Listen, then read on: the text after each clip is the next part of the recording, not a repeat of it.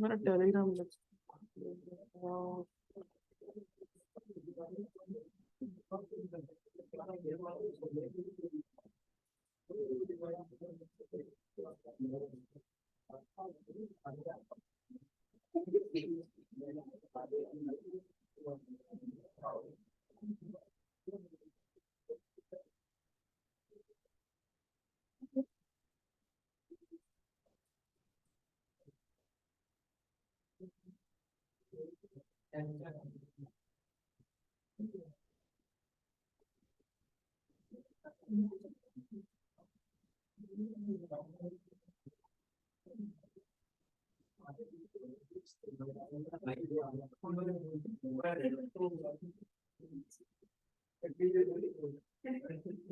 तो this keyword क्या आता है हमारा, आज हम स्टार्ट करते हैं दिस कीवर्ड इन जावा। तो वो दिस एक कीवर्ड होता है। अब फिर नहीं आए वो, कहाँ है वो, चले गए क्यों?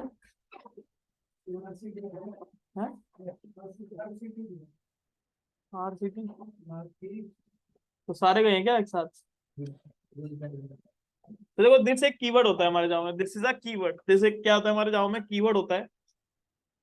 वैसे तो अगर मैं बात करूं तो दिस दिस कीवर्ड क्या करता है, जो करंट ऑब्जेक्ट को पॉइंट करता है। किसको पॉइंट करता है? करंट ऑब्जेक्ट को। करता है कैसे वो मैं अभी बताता हूँ, कैसे यूज करते हैं, किस तरीके से करते हैं। तो दिस इज अ कीवर्ड, यानी in Java this is a reference variable, यानी this is a reference variable that hold the current object and reference ID. जो करता है करंटली ऑब्जेक्ट, करंटली ऑब्जेक्ट मतलब अगर हमारी क्लास में 1000 ऑब्जेक्ट भी हैं तो 1000 में जो करंटली यूज हो रहा, जो करंटली यूज हो रहा ऑब्जेक्ट, उसकी रेफरेंस आईडी किसमें होगी? दिस में होगी। यानी जैसे हम ऑब्जेक्ट बनाते हैं तो ऑब्जेक्ट की रेफरेंस आईडी क्रिएट होती है, उस ऑब्जेक्ट की रेफरेंस आईडी हमारे रेफरेंस वेरिएबल के अंदर होती है। तो अगर मैं बात करता हूँ यहाँ पर, तो बाय डिफॉल्ट वो टेक्नोलॉजी करती है उस रेफरेंस आईडी को दिस के अंदर रख देती है। किसके अंदर रख देती है? दिस के अंदर। तो in Java, this is a reference variable that holds the reference ID of current object. That holds reference ID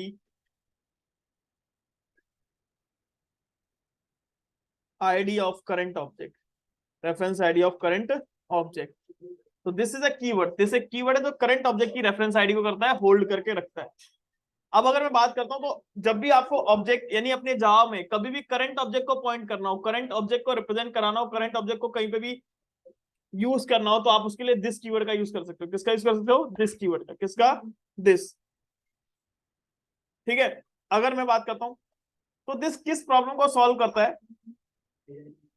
तो उसका पहला कॉन्सेप्ट होगा whenever a class level variable यानी instance variable and local variable, whenever a class level variable यानी instance variable और local variable both are having same name, both are having same name, then this concept is known as data shadowing। उस concept को क्या बोलते हैं हम? Data shadowing बोलते हैं। क्या बोलते हैं? Data shadowing.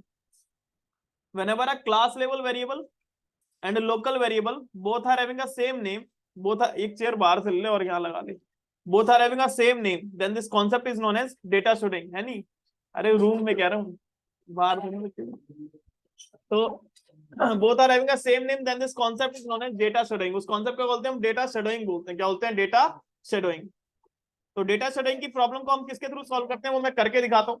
तो पहले करके दिखाता हूँ डेटा शेडोइंग। पहले मैं दिस कीवर्ड के बिना करूंगा, फिर दिस ने उस कीवर्ड उस प्रॉब्लम को कैसे सॉल्व किया वो करके देखते हैं। तो चलते हैं आगे। तो जैसे कि मान लो यहाँ पर गया मैं, तो मान लो यहाँ पर मैंने एक क्लास बनाई, एक क्लास बनाई मैंने डेमो के नाम से। किसके नाम से? डेमो। अभी मेरे पास कोई दिस कीवर्ड नहीं है, अभी मेरे पास कोई दिस कीवर्ड नहीं है, तो उस प्रॉब्लम को कैसे सॉल्व करेंगे? तो मैंने एक डेमो के नाम से क्लास बनाई, यहाँ पर लिया इंट एक्स। क्या लिया? इंट एक्स एक वेरिएबल लिया। क्या लिया? इंट एक्स एक वेरिएबल लिया। इसके अंदर रख दिया 100। क्या रख दिया? 100। तो उसके बाद मैंने यहाँ पर एक मेथड बनाया वॉइड शो। क्या बनाया? एक मेथड बनाया वॉइड शो। और इसके अंदर मैंने यहाँ पर एक और वेरिएबल ले लिया इंट एक्स, ऐसे ले लिया इंट एक्स। अब मैंने एसओपी करा यहाँ पर system dot out dot print L करा, यहाँ पर मैंने एक्स को प्रिंट कराया, और फिर मैंने एसओपी करा system dot out dot print L करा, और यहाँ पर भी मैंने एक्स को प्रिंट करा दिया। ये मैंने एक सिंपल एक वेरिएबल लिया, ये मेरा इंस्टेंस वेरिएबल है। ये मेरा इंस्टेंस वेरिएबल है, और ये वाला x जो है, ये x एक मेरा लोकल वेरिएबल है। ये कैसा वेरिएबल है? Local variable. ये x जो है मेरा, ये कैसा वेरिएबल है? ये लोकल वेरिएबल है। ये मेरे पास एक लोकल वेरिएबल है। कैसा वेरिएबल है? ये लोकल वेरिएबल। तो whenever a class level variable and local variable both are having the same name, then this concept is known as data shadowing। उस concept को बोलते हैं हम डेटा शेडोइंग बोलते हैं। क्या बोलते हैं? Data shadowing. अब अगर मैं यहाँ पर पब्लिक स्टैटिक वॉइड मेन बनाता हूं, मैंने बनाया पब्लिक स्टैटिक वॉइड मेन,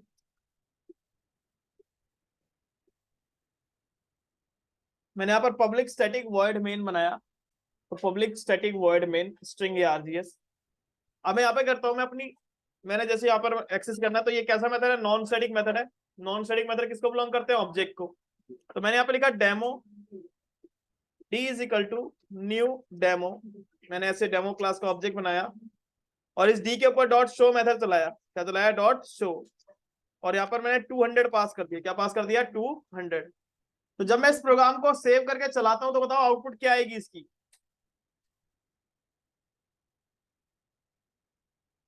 कोई बताएगा इसकी आउटपुट क्या आएगी?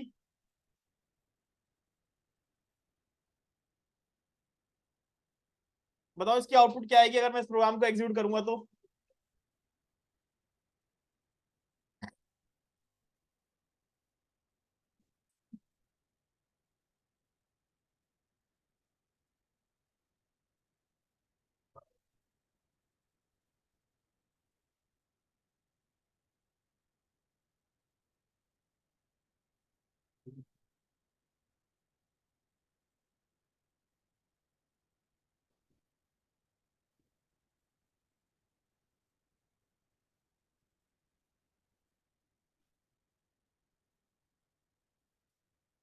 बताओ क्या आएगी इसकी आउटपुट?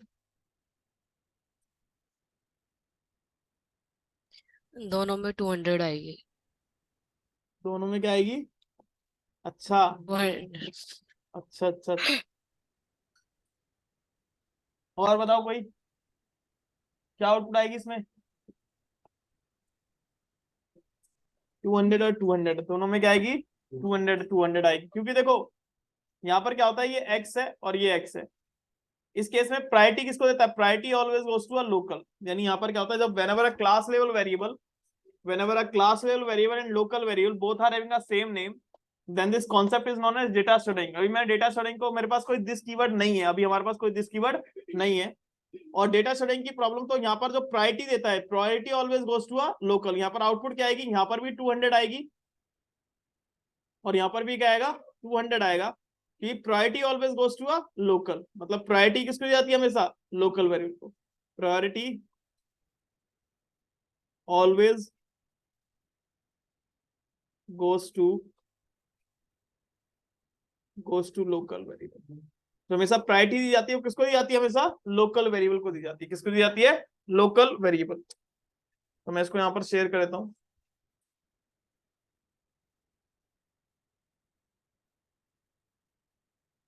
तो priority always goes to a local variable. अगर मैं इसको सेव करके चलाकर भी दिखाता हूँ आपको, तो हमेशा आउटपुट यहाँ पर क्या आएगी? 200 और 200 आएगी। क्या आएगी? 200 और 200। जैसे यहाँ पर गया, मैं इसमें CMD ओपन करता हूँ,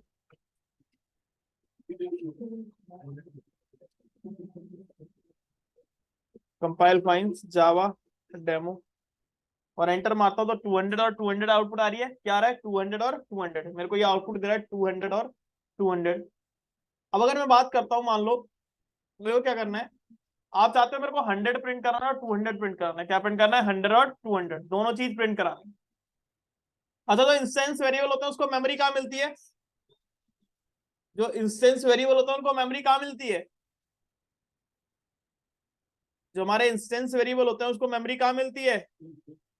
हीप के अंदर। कहाँ पे मिलती है? Heap area. हीप एक हमारा एरिया होता है, इसके अंदर एक रन टाइम पे एक बफर क्रिएट होता है, इसको बोलते हैं हम रन टाइम बफर। तो हीप एरिया के अंदर एक रन टाइम पे एक बफर क्रिएट होता है, और जो रन टाइम बफर होता है इसी को क्या बोलते हैं? हम ऑब्जेक्ट बोलते हैं। क्या बोलते हैं हम इसको? ऑब्जेक्ट। और इस ऑब्जेक्ट यानी जो इंट एक्स इक्वल टू 100 है, मतलब इसके अंदर मेमोरी किसको मिलती है? एक्स को मिलती है। तो मैंने यहाँ पे लिखा इंट एक्स इसके अंदर क्या आ गया, 100 आ गया। तो इसकी एक रेफरेंस आईडी होती है, क्या होती है इसकी एक रेफरेंस आईडी, इसकी एक आईडी होती है, इसको क्या बोलते हैं हम, रेफरेंस आईडी बोलते हैं। क्या बोलते हैं इसको हम, रेफरेंस आईडी। ये जो रेफरेंस आईडी होती है इंटरनली कहां पर होती है, हमारे डी के अंदर होती है। किसके अंदर होती है, इस डी के अंदर। जो रेफरेंस आईडी होती है इंटरनली ये कहां पर होती है, हमारे इस क्रिएट कौन करता है, न्यू। अच्छा अब अगर मेरे को इस वाले वेरिएबल को प्रिंट कराना है तो क्या चाहिए, रेफरेंस आईडी चाहिए। तो मेरे को एक्स इसको भी प्रिंट कराना है और इसको भी, लेकिन इनके सब डेटा शेडिंग प्रायोरिटी किसको देता है, वो लोकल को देता है। तो अब क्या करेंगे यहाँ पर इस प्रॉब्लम को सॉल्व करने के लिए, यानी मेरे को अगर यहाँ पर इस अगर प्रिंट कराना है तो मेरे को रेफरेंस आईडी चाहिए होगा। क्या चाहिए होगा, रेफरेंस आईडी। अब रेफरेंस आईडी किसके अंदर होता है, रेफरेंस आईडी को होल्ड करने के लिए किस टाइप का वेरिएबल चाहिए, स्ट्रिंग चाहिए, फ्लोट चाहिए, डबल चाहिए, किस टाइप का चाहिए,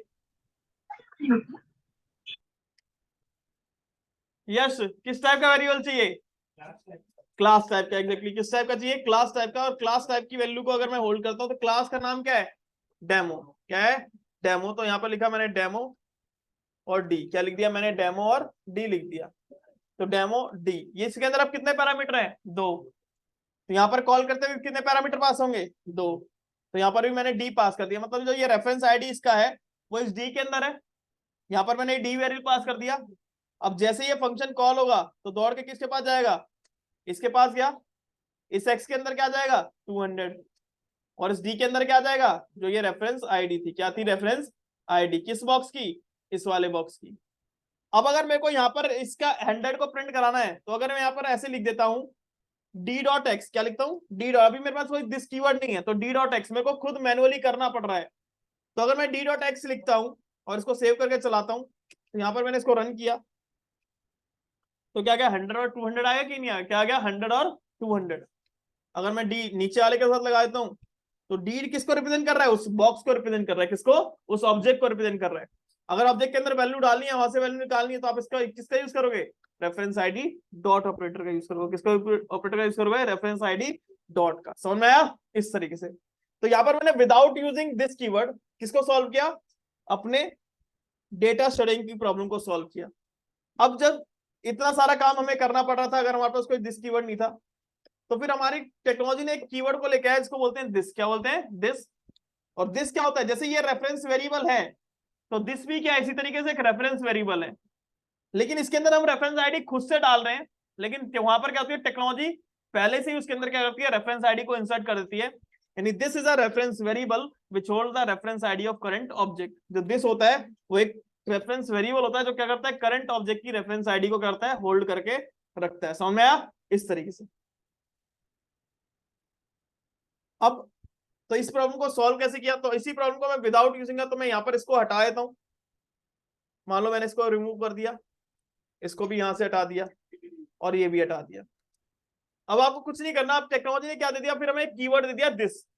तो दिस को अगर आपको कहीं पे भी अपने करंट ऑब्जेक्ट को पॉइंट करना हो, करंट ऑब्जेक्ट को रिप्रेजेंट करना हो और आपके पास कोई रेफरेंस आईडी नहीं है तो आप वहां पर क्या लगा सकते हो, दिस कीवर्ड लगा सकते हो। क्या लगा सकते हो, दिस।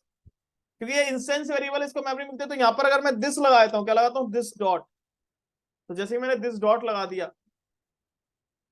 तो ऑटोमेटिकली क्या प्रिंट कर देगा, 100 और 200 प्रिंट कर देगा। क्या प्रिंट कर देगा, 100 और 200। ऑटोमेटिकली क्या प्रिंट कर देगा, 100 प्रिंट कर देगा और क्या प्रिंट कर देगा, 200 प्रिंट कर देगा। अगर आप दिस लगा देते हो बाय डिफॉल्ट, तो आप किसी के साथ दिस लगा दो, वो किसको रेफर करने लग जाएगा, वो रेफर करने लग जाएगा किसको, उस इंस्टेंस को। किसको रेफर करेगा, इंस्टेंस वेरिएबल को। समझ में आया, इस तरीके से। अभी मैं और भी यूज करके दिखाता हूँ दिस का रियल वर्ल्ड में कैसे यूज होता है और कहाँ पे हम इसको यूज करते हैं, तो इसको मैं शेयर कर देता हूँ। नेक्स्ट हमारे पास आता है, अगर मान लो यहां पर मैं y कर देता हूं, क्या करता हूं, y। यहां पर मैंने कर दिया y और यहां पर मैंने y को प्रिंट करा दिया। अच्छा अब आउटपुट क्या आएगी, अगर अब मैं इसको चलाता हूं तो अब आउटपुट क्या देगा,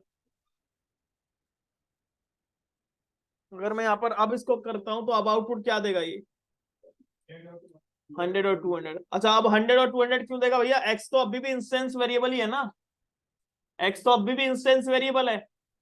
तो क्या मैंने यहाँ पर कोई रेफरेंस आईडी डॉट ऑपरेटर लगाया, क्या मैंने कोई दिस कीवर्ड लगाया, तो अब आउटपुट 100 और 200 क्यों देगा, बस डेटा शेडोइंग नहीं की, बस डेटा शेडोइंग नहीं किया। एग्जैक्टली तो यहाँ पर क्या होता है कि अगर हमारी डेटा शेडोइंग की प्रॉब्लम नहीं है अगर हमने डेटा शेडिंग की प्रॉब्लम नहीं है, यानी सेम नहीं है, तो इन उस केस में हमारी टेक्नोलॉजी बाय डिफॉल्ट क्या लगाती है, दिस कीवर्ड लगा देती है। अगर मैं नहीं लगाऊंगा तो भी आउटपुट 100 और 200 ही आएगी। अगर मैं नहीं लगाता हूं तो आउटपुट क्या आती है, 100 और 200 आती है। तो इस केस में क्या होता है, अगर हम कोई दिस कीवर्ड नहीं लगाते हैं तो टेक्नोलॉजी बाय डिफॉल्ट क्या लगाती है, उसके आगे दिस कीवर्ड लगा देती है। तो अगर हम लगा देंगे तो कोई प्रॉब्लम भी नहीं आएगी। तो इसी तो इसको मैं ऐसे सॉल्व करता हूँ। तो मैंने इसको कंपाइल किया, उसको रन किया, तो 100 और 200 आ रहा है। समझ में आया? इस तरीके से। तो आप इस तरीके से भी इसको कर सकते हो। तो अगर हम कोई दिस कीवर्ड नहीं लगाते हैं और कहीं भी आपको इंस्टेंस वेरिएबल की वैल्यू एक्सेस होती हुई दिख रही है, ऑब्जेक्ट की वैल्यू प्रिंट होती हुई दिख रही है, और हमने कोई कीवर्ड नहीं लगाया, तो बाय डिफॉल्ट टेक्नोलॉजी उसके आगे क्या लगाती है, दिस कीवर्ड लगाती है। समझ में आया? इस तरीके से। अब रियल वर्ल्ड में कैसे यूज करते हैं, जब भी आप कोई प्रोजेक्ट बनाते हो, किसी प्रोजेक्ट में किसी एंटिटी को रिप्रेजेंट करते हो, तो वहां पर दिस कीवर्ड कैसे यूज होता है वो बताता हूँ। मान लो एंटिटी है कोई भी, हम एक क्लास बनाते हैं। हमने एक क्लास बनाई स्टूडेंट के नाम से। किसके नाम से? स्टूडेंट। या आप कोई भी क्लास ले सकते हो, कोई भी रियल वर्ल्ड का प्रोडक्ट ले सकते हो। मैंने यहाँ पर एक क्लास बनाई स्टूडेंट के नाम से। तो मैंने यहाँ पर एक स्टूडेंट के नाम से क्लास बनाई, तो यहाँ पर मैंने इंट स्टूडेंट, इंट एसटीयू आईडी ले लिया, स्ट्रिंग एसटीयू नेम ले लिया,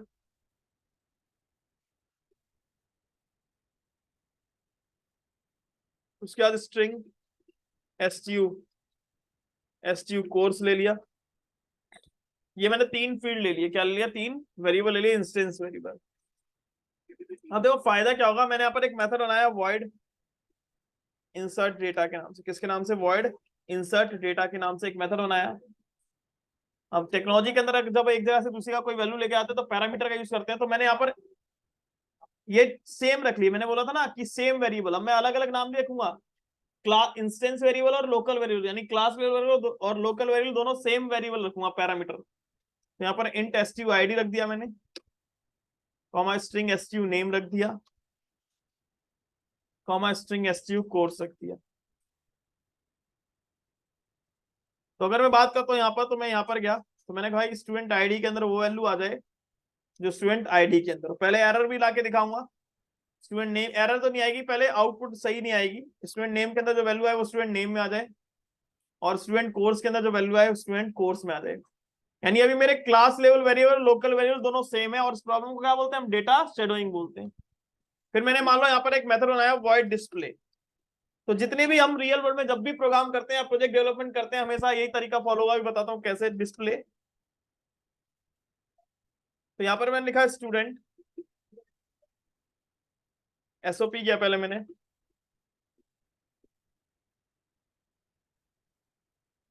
स्टूडेंट आईडी, तो SU ID,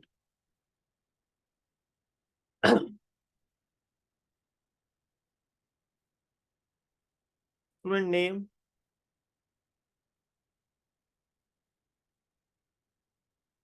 SU name, student course,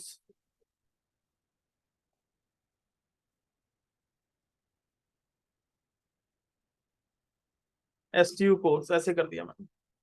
और यहाँ पर मैंने पब्लिक स्टैटिक वॉइड में बनाया। क्या बनाया? पब्लिक स्टैटिक वॉइड में, ऐसे किया। और स्ट्रिंग एआरजीएस कर दिया स्ट्रिंग एआरजीएस। पब्लिक स्टैटिक वॉइड में बनाया, और इसके अंदर क्या कर दिया मैंने? स्ट्रिंग एआरजीएस कर दिया। अब जैसे मैं यहाँ पर स्टूडेंट क्लास का ऑब्जेक्ट बनाता हूँ, तो student S1 is equal to new student. यहाँ पर मैंने S1 के ऊपर इंसर्ट डेटा को कॉल किया। किसको कॉल किया? Insert data. यहाँ पर मैंने 1 दे दिया, अजय दे दिया, और जावा फुल स्टैक दे दिया।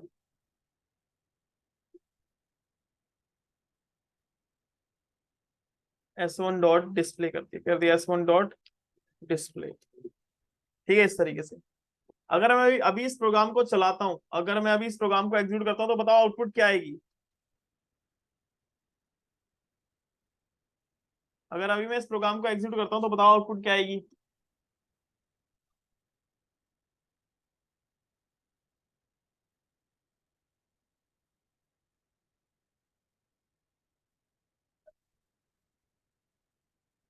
जैसे मैं इसको रन करूंगा अभी,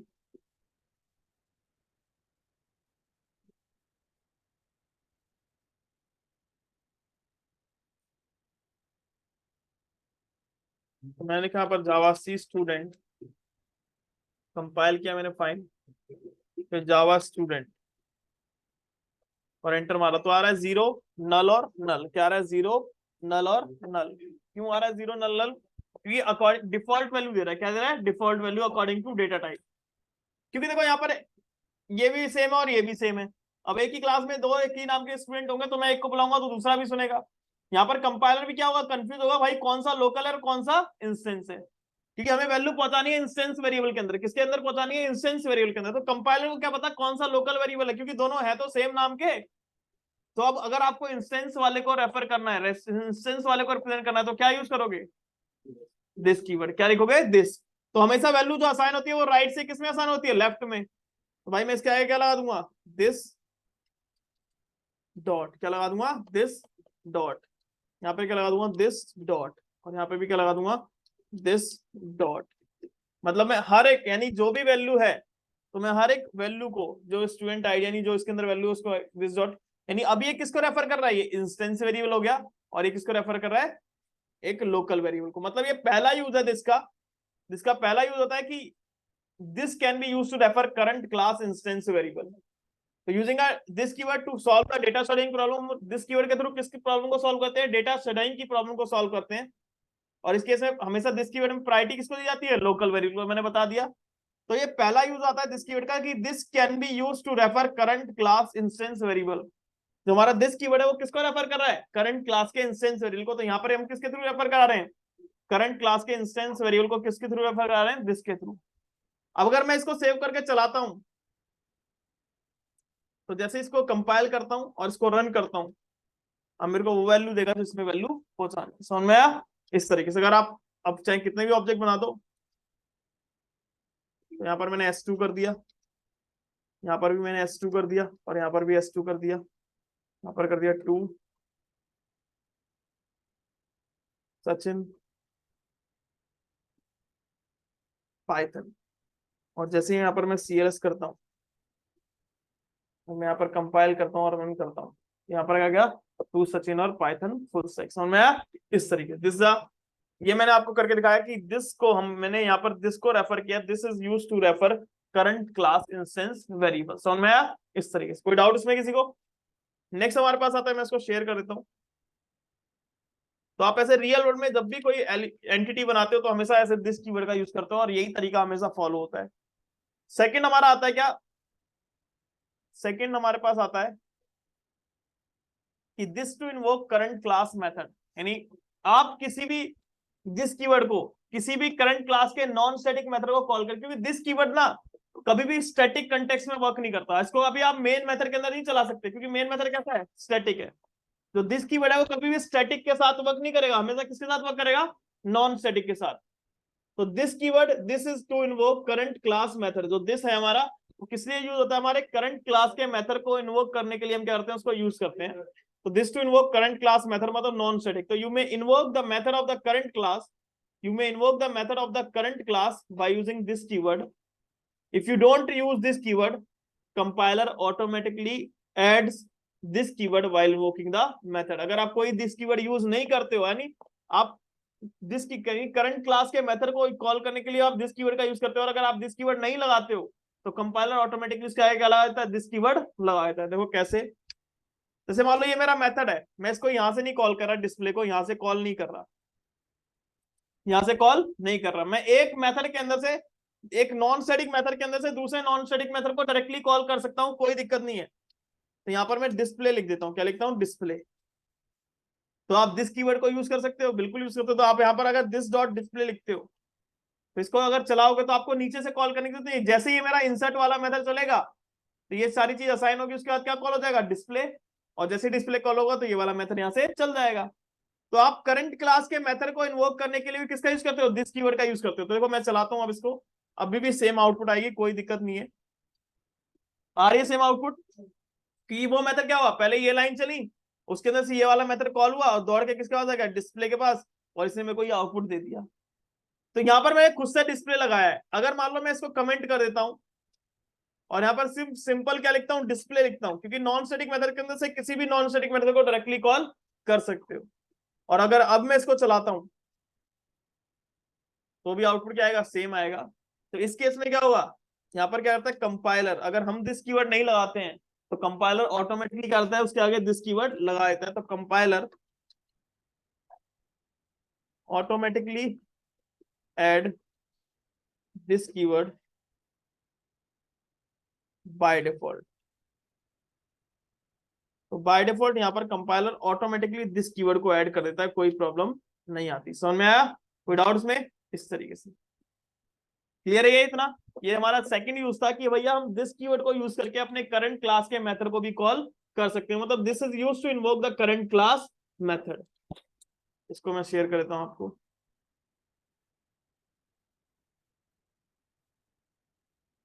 नेक्स्ट हमारे पास क्या आता है यहाँ पर, अब दिस का तीसरा यूज आता है कि दिस टू इन्वोक, यानी दिस एज अ फंक्शन, हम दिस के आगे एज अ फंक्शन भी लगा सकते हैं।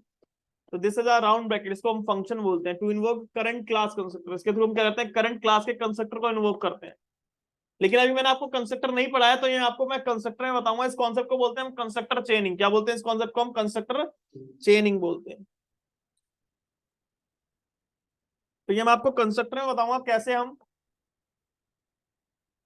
करंट क्लास के कंस्ट्रक्टर को कॉल करते हैं दिस को यूज करके, दिस एज अ फंक्शन को यूज करके। समझ में आया। नेक्स्ट हमारा आता है this to pass as an argument in the method. ये चौथा रूल होता है, इसको मैं बाद में बताऊंगा आपको जब हम कंस्ट्रक्टर पढ़ेंगे। फोर्थ हमारा क्या आता है कि this to pass as an argument in the method, कि मैं दिस को एज अ आर्गुमेंट भी पास कर सकता हूं किसमें, मेथड के अंदर। The this keyword can also be passed as an argument in the method. It is mainly used in the event handling। और इसको हम कहाँ यूज करते हैं, ज्यादातर इवेंट हैंडलिंग में यूज करते हैं। जो हम सुबह बटन पे क्लिक करते हैं ना, उसके अंदर क्या पास करते हैं, दिस पास करते हैं कि नहीं करते। वही चीज हम यहाँ पर, यानी हम ये जो दिस को यूज करते हैं वो किसमें मेनली यूज करते हैं, इवेंट हैंडलिंग में। किसमें यूज करते हैं, इवेंट हैंडलिंग के अंदर यूज करते हैं। बाकी अगर आप आर्गुमेंट में, अभी करके दिखाता हूँ कैसे एज अ आर्गुमेंट भी आप दिस कीवर्ड को पास कर सकते हो, कोई प्रॉब्लम नहीं है। So application of this that can be passed in an argument in event handling or in a situation where we have to pass या where have to provide the reference। जब हम आर्गुमेंट बनाते क्यों है, एक जगह से दूसरी जगह डेटा को पहुंचाने के लिए। तो जब आपको अपना रेफरेंस किसी और के पास पहुंचाना है, तब भी आप किसका यूज करते हो, दिस कीवर्ड का यूज कर सकते हो। तो इन इवेंट हैंडलिंग और in a situation where we have to provide reference of a class to another one, it is used to reuse one object in many method. आप इसको एक ऑब्जेक्ट को अलग अलग मेथड्स में क्या कर सकते हो, यूज कर सकते हो। तो आप दिस को एज अ आर्गुमेंट भी पास कर सकते हो। कैसे, मैं करके दिखाता हूँ। ये छोटा सा एग्जांपल है, कैसे करते हैं मैं करके दिखाता हूँ।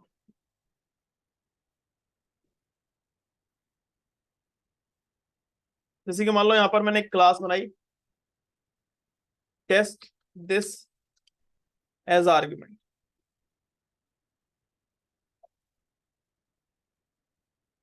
यहाँ पर मान लो मैंने मेथड बनाया वॉइड शो के नाम से। लेकिन इसके अंदर इसके अंदर मैंने क्लास टाइप का आर्गुमेंट पास कर दिया। क्या पास कर दिया, क्लास टाइप का आर्गुमेंट। और यहाँ पर मैंने एसओपी कर दिया system dot out dot println, और प्रिंटलन के अंदर लिख दिया मैंने हेलो शो मेथड। उसके बाद मैंने यहाँ पर एक और मेथड बनाया वॉइड वॉइड डिस्प्ले के नाम से। किसके नाम से, डिस्प्ले। और डिस्प्ले के अंदर से मैंने यहाँ पर लिखा एसओपी में करा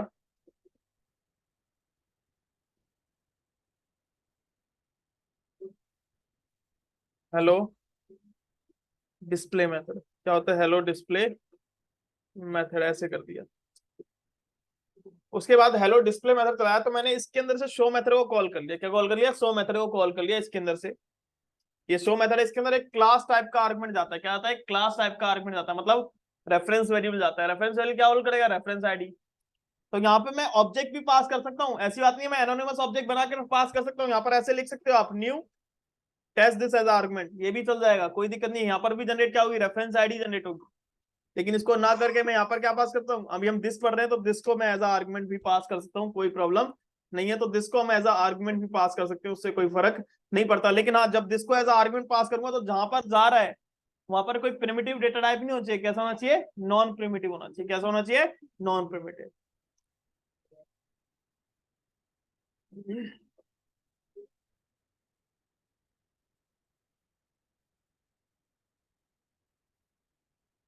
और यहाँ पर जैसे मैं गया तो मैंने यहाँ पर इसको new test this as argument लिखा मैं यहाँ पर, और इसके आगे मैंने डॉट लगा के किसको कॉल कर दिया, गेट को कॉल कर, डिस्प्ले को कॉल कर दिया, किसको कॉल कर दिया, डिस्प्ले। और जैसे ही डिस्प्ले चलेगा तो इसके अंदर से क्या चल जाएगा, शो भी एग्जीक्यूट हो जाएगा, और हमें दोनों की आउटपुट देगा वो।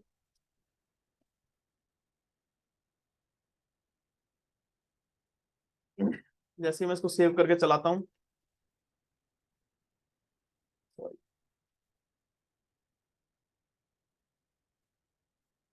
कंपाइल फाइंड और टेस्ट दिस एज आर्गुमेंट, तो यहाँ पर एंटर मारा तो हेलो डिस्प्ले मेथड और हेलो शो मेथड आउट आएगा। समझ में आया? इस तरीके से इसको मैं शेयर कर देता हूँ।